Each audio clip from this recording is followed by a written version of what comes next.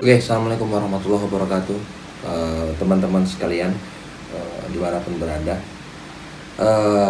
Sepertinya video yang saya upload hari ini adalah video paling serius dari kebanyakan video yang pernah saya upload sebelumnya, karena membutuhkan ya sesuatu yang sedikit lebih untuk kemudian bisa memulai video pada hari ini.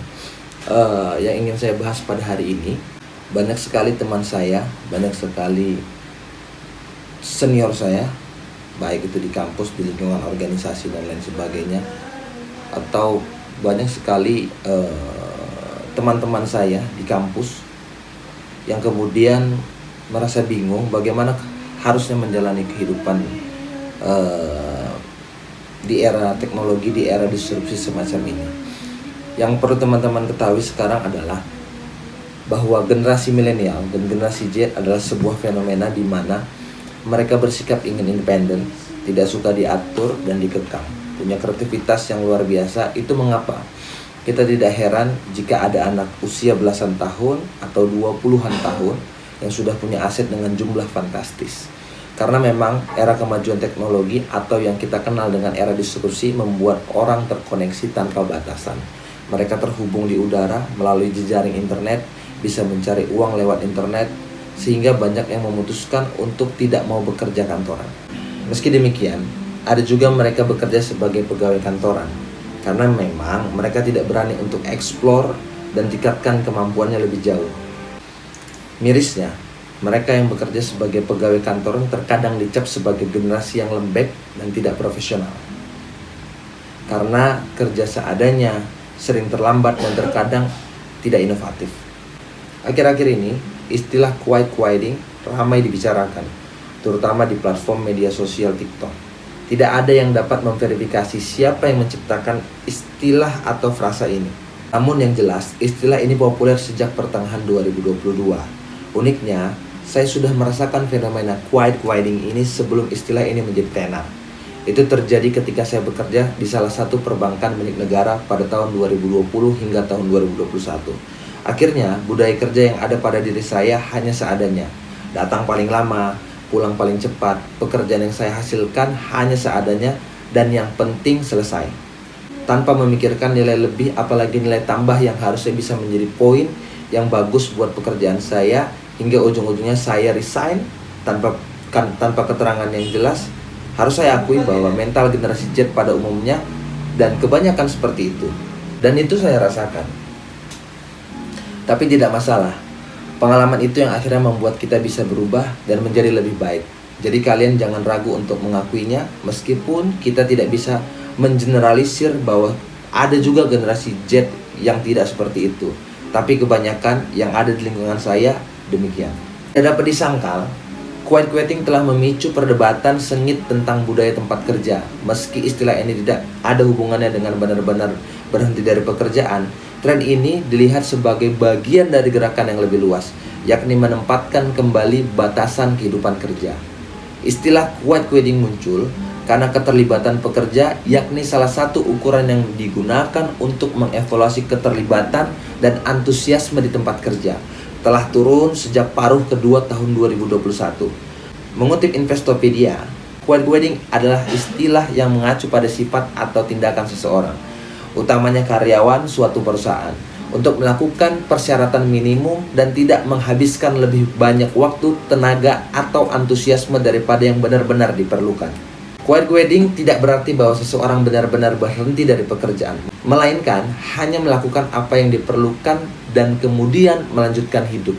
Tujuannya untuk mencapai lebih banyak keseimbangan antara kehidupan pribadi dan pekerjaan. Istilah ini utamanya populer di kalangan pekerja yang masuk dalam kategori generasi Z. Secara sederhana, inti dari fenomena ini adalah tetap melakukan pekerjaan Anda, tetapi tidak melampaui atau secara sukarela melakukan pekerjaan tambahan yang tidak dibayar atau dihargai. Fenomena ini telah memicu berbagai reaksi. Namun, penting untuk dicatat bahwa tidak hanya ada satu cara untuk melakukan quiet quitting. Kesimpulan gue tentang fenomena ini, generasi milenial atau generasi Z itu ada di persimpangan jalan. Ingin tetap bertahan menjadi seorang pekerja atau keluar untuk eksplor lebih jauh. menjadi pengusaha, konten kreator, atau yang lain. Kalau seorang pekerja mau berada pada puncak karir, tentu mempraktekkan quiet quitting ini tidak benar. Sederhananya adalah jika kalian seorang pekerja, kalian akan sulit mendapatkan promosi jika kurang inisiatif dan berinovasi dalam pekerjaan, termasuk menunjukkan kelebihan karena atasan melihat faktor itu sebagai salah satu faktor utama dalam menentukan promosi. Permasalahannya, jika mental pekerja Indonesia seperti ini, bagaimana pekerja Indonesia mau bersaing dengan tenaga kerja internasional? Bagaimana kualitas produksi akan meningkat? Bagaimana kualitas produksi akan tercipta dengan baik? Ekonomi kita tidak akan tumbuh signifikan, stagnan dan hanya ada pada posisi itu saja. Dan tentu kualitas hidup tidak akan meningkat. Sepertinya kita harus koreksi diri, otokritik, layakkah generasi Z mendulang keemasan Indonesia di 2045 nanti? Atau bisakah kita mengelola keunggulan bonus demografi yang sedang dicapai oleh Indonesia?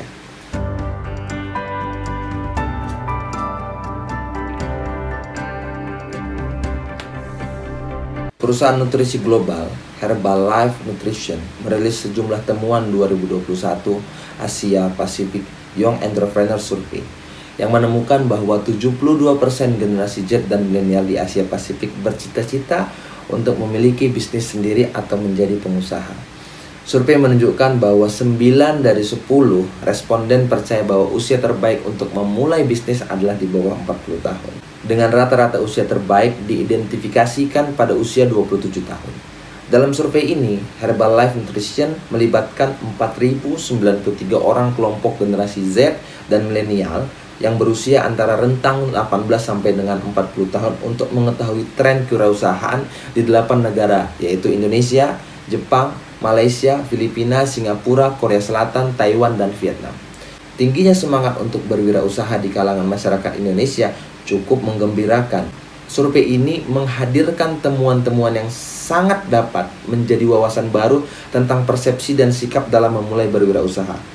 Banyak calon pengusaha yang didorong mengikuti passion mereka dan keinginan untuk perubahan karir.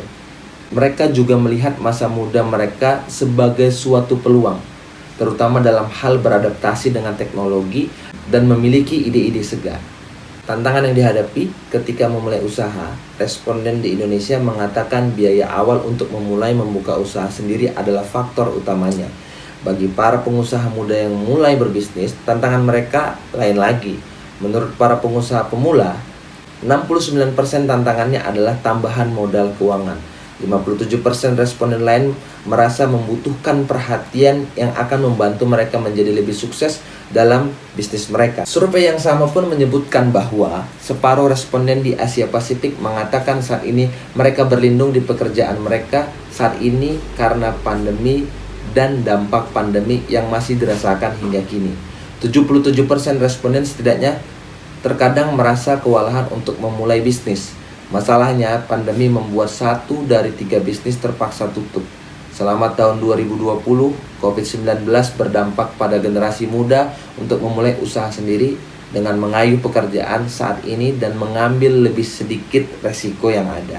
Dari hasil survei tersebut, kita dapat mengetahui dan mengamati bahwa responden di Indonesia akan berpikir matang untuk memulai bisnis baru.